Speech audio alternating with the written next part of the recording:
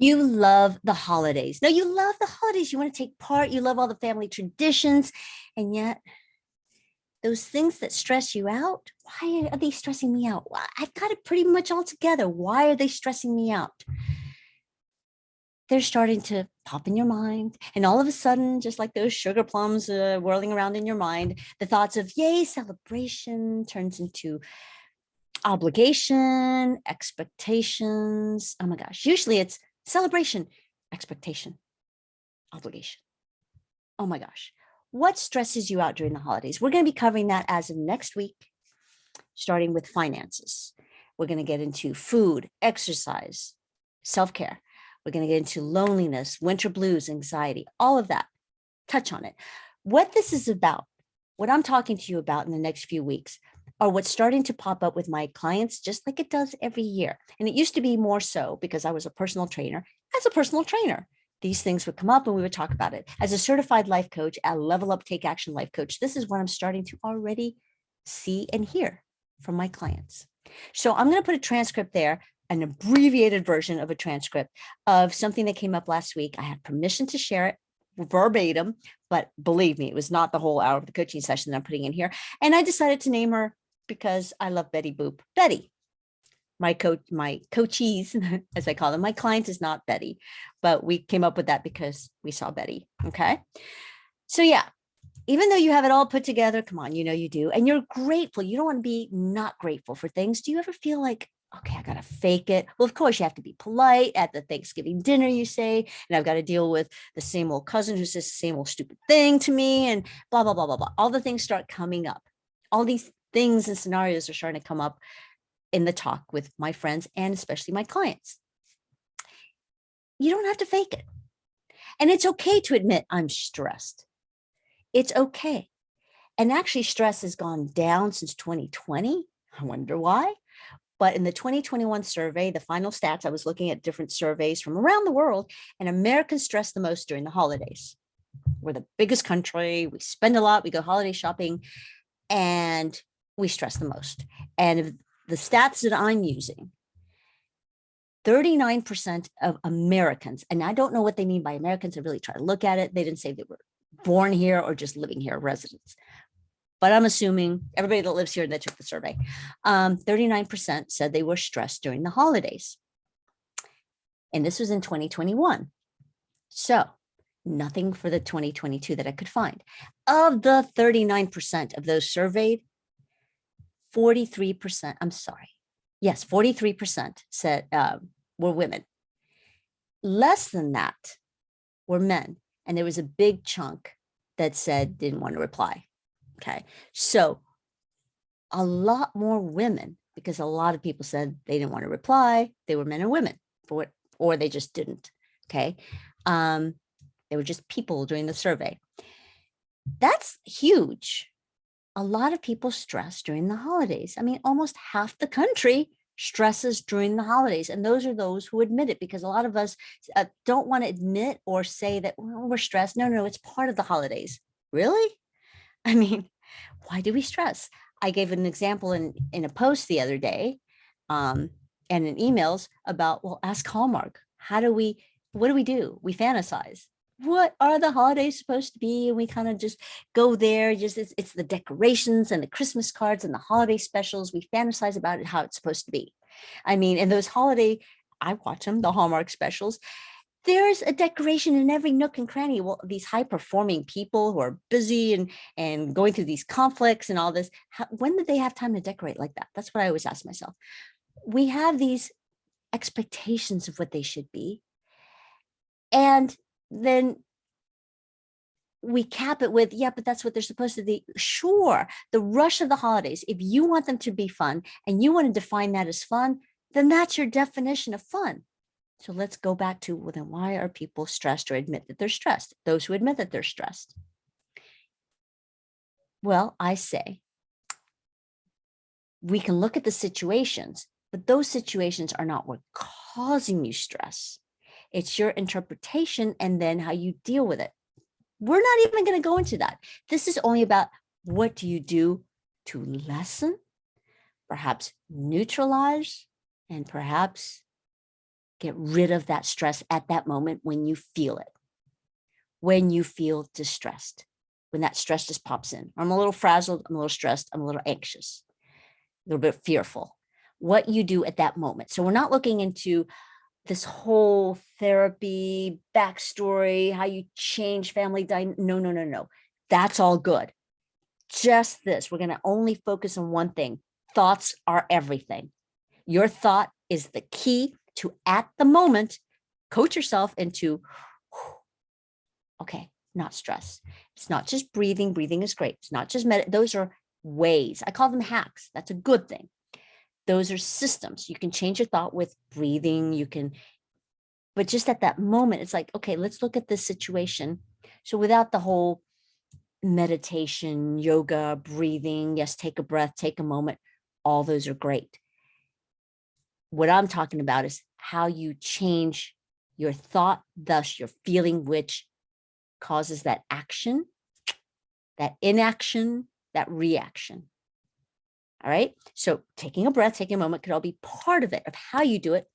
And that starts with a thought. Okay, if I'm going to take a breath and then I'm going to think. Okay. Because if you just take a breath and breathe through it and go away, or just say affirmations, that may not change your original thought. You can affirm like, no, it's going to be okay. It's going to be okay. But do you still have that doubt that it's going to be okay? Is that really going to change the situation? Is that really going to change your perception of what made you stress in the first place? It's going to be okay. How do you know it's going to be okay? Let's make it okay. That's what I'm saying. Let's make it okay in your brain, thus your emotions. Okay. So despite all the things you enjoy doing, it's not that you don't enjoy doing a lot of these things, running around, holiday spending, going to the mixers, all these things, you really like them. So why do you feel stress? And you almost feel guilty about feeling stress. And often you're in situations where you want to fake it. Of course you need to be polite. Of course we all should, I guess, in society, be polite. I hate the word should, but we opt to be polite. We opt to. It's part of, if that's part of your core values, of course, be polite, be gracious. That's all wonderful. What I'm saying is, if you feel like faking it, you're really not having a good time, or you really don't like a situation, instead of trying to fake it because you feel stressed about something, we're only talking about stress. Don't fake it, change it. So that's why I call this the fake-free holidays. You don't have to fake it. Sometimes, yes, you have to not give your opinion to everyone, because that's not going to help the situation. Okay. So you're not trying to be a Debbie Downer by admitting that you're stressed or that you feel stressed. You don't want to take away from all that. And you might think, yes, I love doing all these things. And you love, the gift giving, the pageants, the school functions, you like all that, the e-cards, all that stuff. But despite liking them, you still feel stressed. So think of, what do you think of at that moment? And then you change that thought on purpose. You control your own thought. Don't lie to yourself. Tell yourself a truthful thought. In this transcript with my Betty, my client Betty, there's one scenario, but you can do it for anything. Okay. So I can show you how not to have to try to enjoy yourself, but change your thoughts. So you change your emotion of how you feel. Your emotion is your feelings. So you're not trying to enjoy yourself. You actually do enjoy yourself, or you're neutral about it. You don't stress over it. You don't not like it. Know what I mean? Okay. You don't have to try to enjoy everything. You don't have to push you don't have to push aside your worry about, I don't know, blowing your diet, blowing your budget. You don't have to push it all aside in denial. You actually change your thought about it. So your reaction, your emotions about it. Okay. So stop and recognize your thought. What do you think about something? What do you think at the moment of the stress, of that worry, or that fear, or that anger? What do you think about? Your frustration about that situation. Look at the area that's stressing you out. It could be your finances, your love life, your diet, your body, how you come off to others in a social function, or how you come off to others at work, or whatever it is, how you come off because of a responsibility. What is the first thing that pops in your mind? What is the first thing that pops in your mind about that? Boom, that's the thought, not your feeling. For example, and I have permission to use this, my client, Betty, we'll call her Betty, she got the first email about how they decided to have a holiday party. Okay, I'll tell you what I asked her. And she said, if I don't go to work, she first said, if I don't go to the work party this year, I don't want to lie about why didn't want to go, but I don't want to force myself to go either. I mean, I could make an excuse. Everybody does, but I feel like if my boss would notice, and then I think I'm just not into the team, or that I can't manage my schedule to fit it in. And my boss is going to think I just can't manage my schedule and I'm just not part of the clique. So I feel like such an outsider. Okay. Did any of that make sense? I mean, she was going all over the place, but her fears were coming out, right? I said, okay, stop. We went back to my asking, what was your first thought about skipping the party? She said, I felt like I should go. Notice she said, I felt like I should go. So what is your statement of I should go? Is that a thought? Not the feeling, but the thought. And so she said that I'm torn. So then I said, that I'm torn is the consequence or the result of your feeling. Well, how do you feel? But to know how you felt, what was your first thought? Okay. What was your first thought about going to the office party? The very first thing that popped in your mind. She said, crap. That was the first thought, crap. Any idea why? I asked her. And she said, I feel like an outsider and not part of the clique. And I mean, I don't want to say that I have no friends there, but I really don't. And so I said, so your thought, crap. She read that email. What feeling or emotion did you have? Anxious, she said. Anxious, sad. You know, the more she thought about it, first she said anxious and then sad. And I lost my place because I wrote all this down. Okay.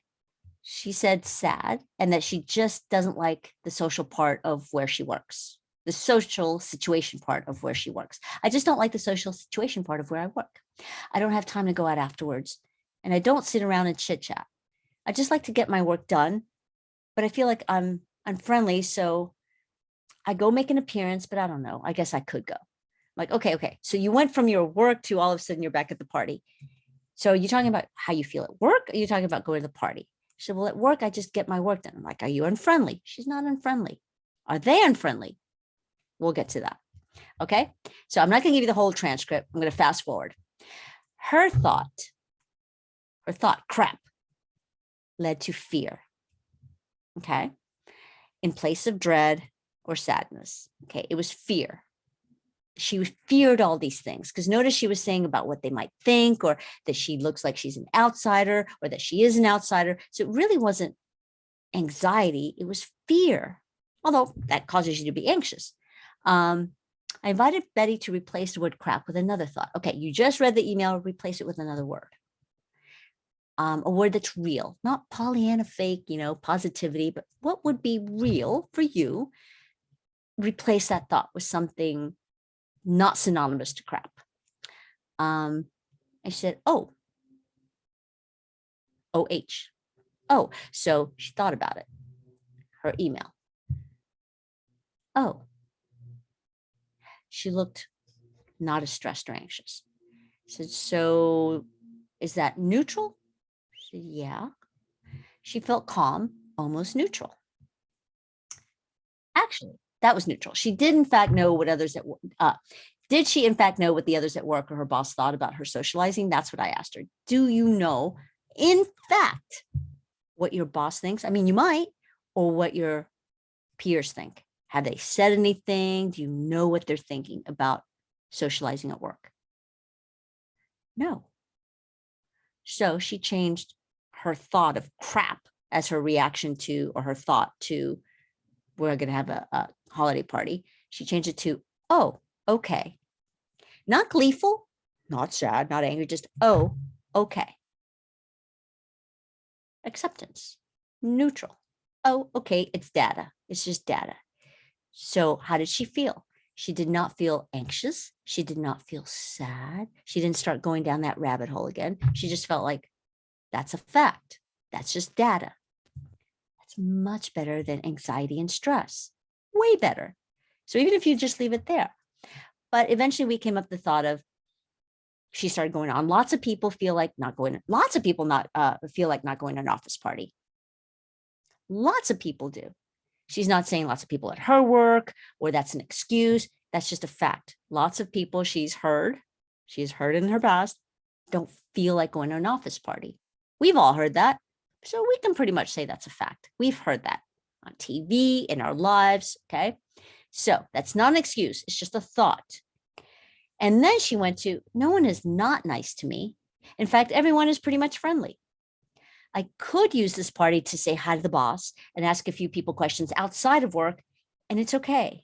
It's not weird if I stay or leave. So she's thinking, I could use this to say hi and be seen by the boss and everybody else. Maybe talk to them to stuff that's not shop talk. And she said, and that's okay. That's not weird if I stay or leave. So she was already telling herself, it's okay either way. She didn't have to come up with an excuse. And if someone asked, I can tell the truth. And I asked, what is the truth about that? Now, coaches don't have expectations. We're too busy listening. But just in you hearing me, what do you think? That it would be, now that I look at it a second time, it could have been that they're going to think I'm a loser, that I don't socialize, all that. Now, her truth was, what is the truth about that? I don't feel social enough yet or tired, but I don't want to say that. I don't feel social enough. I guess she meant sociable or social. No, social. I don't feel social enough yet, or I feel tired, but I don't want to say that. But that was her truth. Okay. So what would be true in saying what she said before? Way up here, she likes to get home early. She likes to go home. Yeah. Before, she says she felt anxious and sad that I just don't like the social part of where I work. I don't have time to go out afterward, and I don't sit around and chit chat. I just like to get my work done, but I feel like I'm unfriendly. So I go to make an appearance, but I don't know. I guess I could go. But notice how she said she doesn't have time to go out after work. I don't sit around and chit chat. I just like to get my work done. So I know her, and in the transcript, it's not there, that she likes to get home early. She just likes to go home. So we went through just in normal times. You like to go home, straight home, chill, relax. That's the truth. She loves that. So is this also true or not true, especially exacerbated or just the same or different during the holidays? No, I really like getting home and just chilling, and especially during the holidays. Okay. So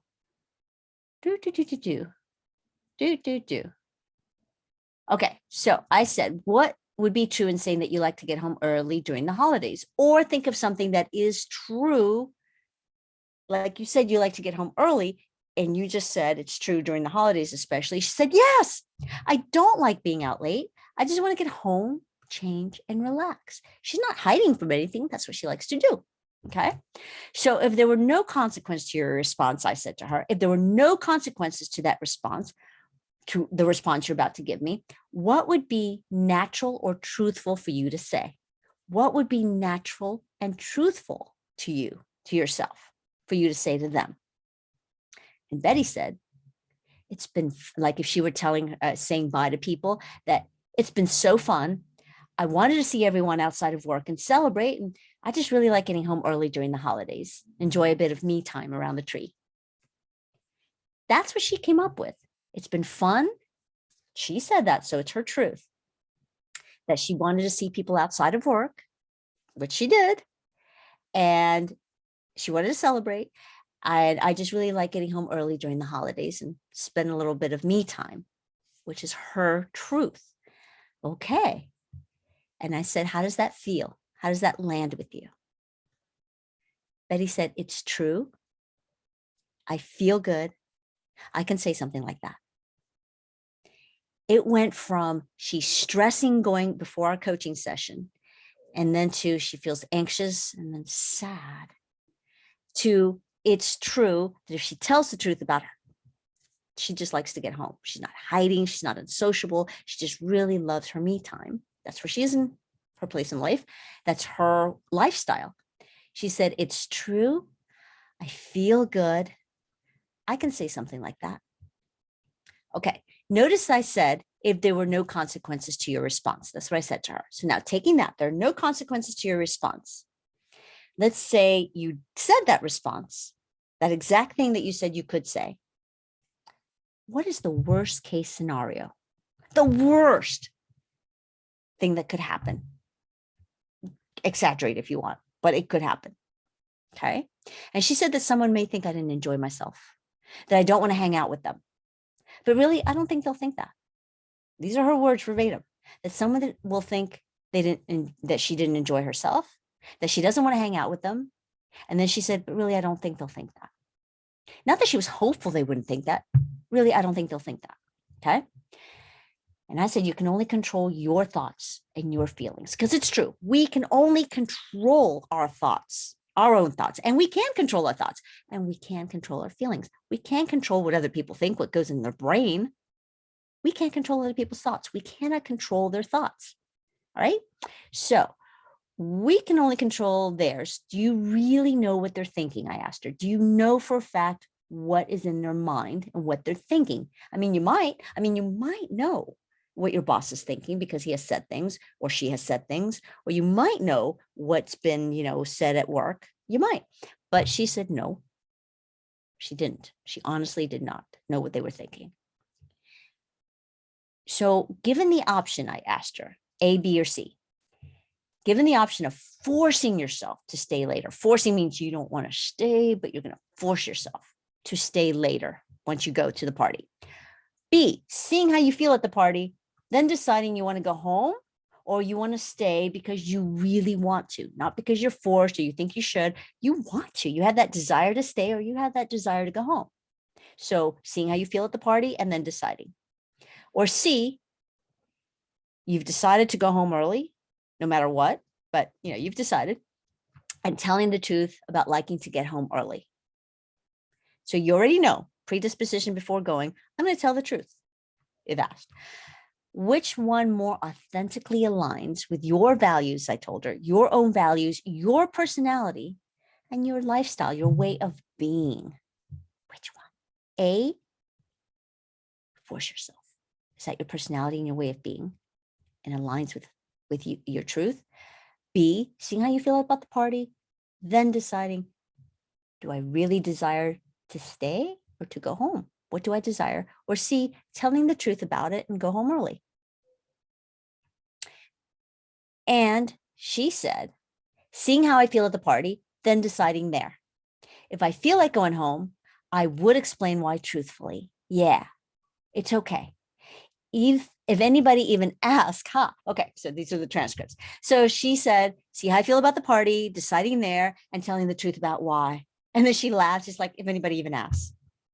She was looking relieved, even gleeful. She looked relieved, kind of happy about that. So when we started, I asked her, you said you were super stressed about the party. I told Betty, you said you were super stressed about the party. So one, you're not stressed at all. But no worries. You're not stressed about the party at all. Not to say that you're looking forward to it. You might be, but you're not stressed. No stress at all. Zero, zip, not even an iota of stress. 1. 10, you are so anxious. You're fearful. You dread it. You're worried about it at night, whatever. 10 is the worst. You're super stressed. What are you now? She said 2 immediately. Okay. She said 2, maybe 3. No, 2.5, 2.5. Then she went on she added that she wanted to work on more stuff about other things that were stressing her out about the holidays.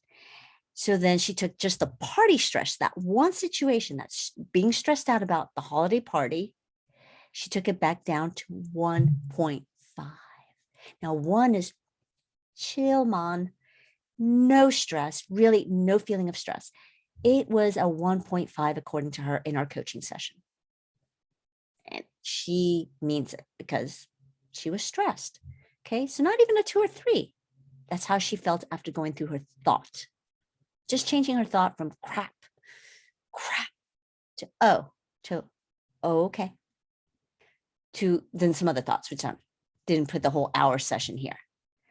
So the thought is what you first look at. This is real. It's how our brains are wired. Whichever method, whatever way or means of getting there, that's great, whether it's breath work, pause, music, taking a walk. But on the instant or a longer thought out process, the instant or the longer thought out, it's your thought first. Thoughts are the key. I'm not the first to say this, and I won't be the last, that thoughts then prompt the chemical biological reaction, however your brain is wired to make you feel about that thought, whatever that thought prompts in you. So again, I'm not the first. I'm just using this thought work in how I coach. Okay.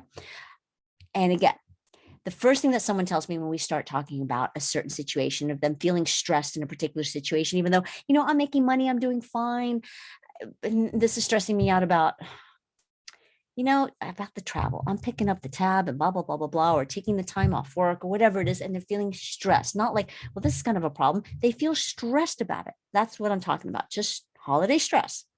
So the first thing that people tell me is how they acted or reacted to that, how they felt and what they did, either a situation, how they acted or reacted, what they said.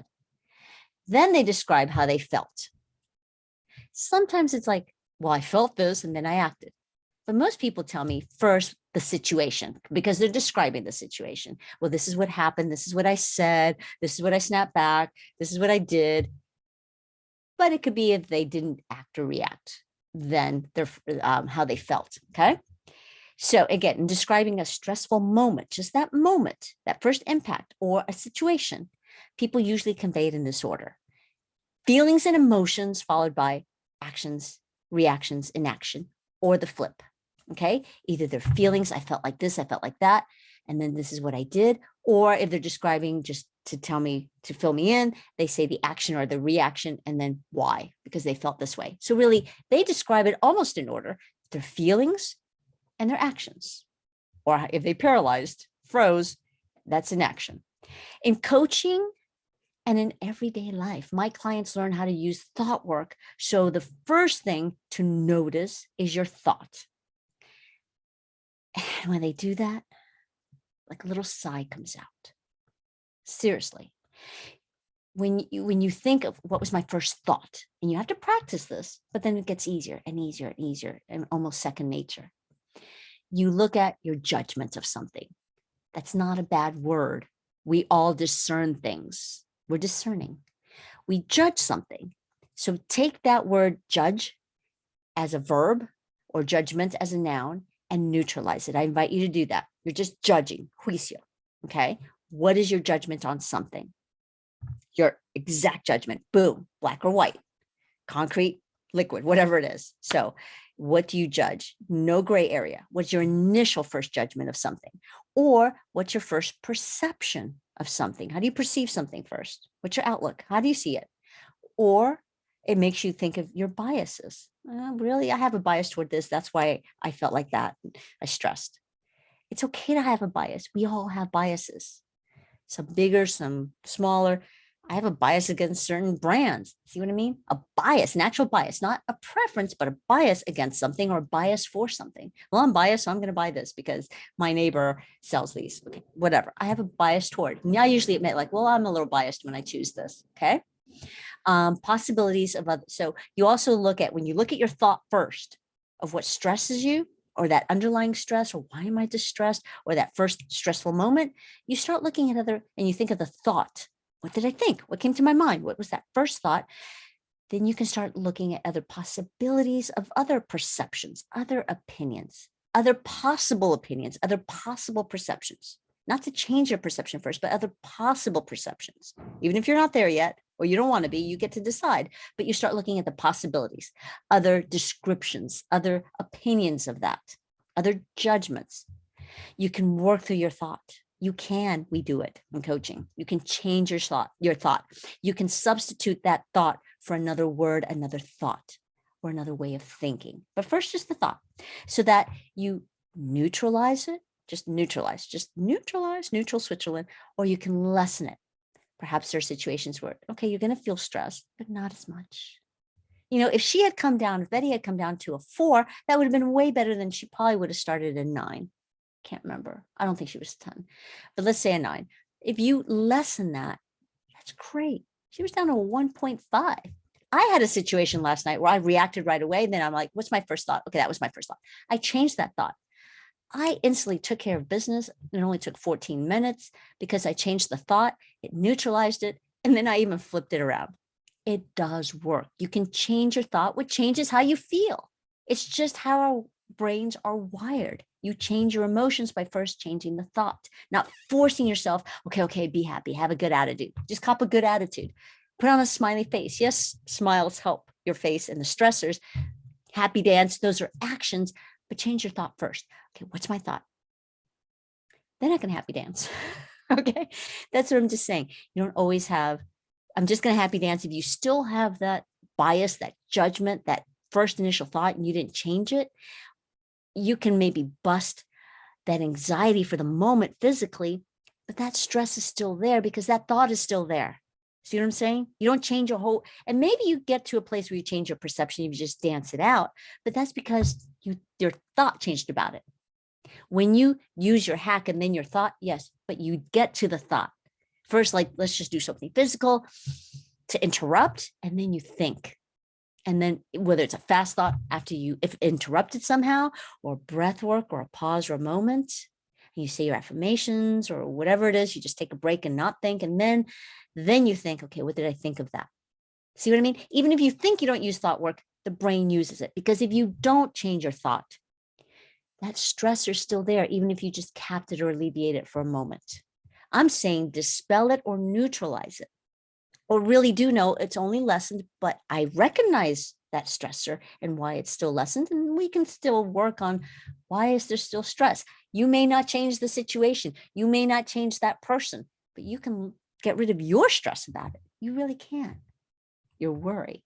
Again, you can work on your thought. You can change it, and wow, you feel differently. I see it happen before my very eyes. I hear it happen, and I use it. It is pragmatic woo-woo, because it's really not woo-woo. It's how your brain is wired.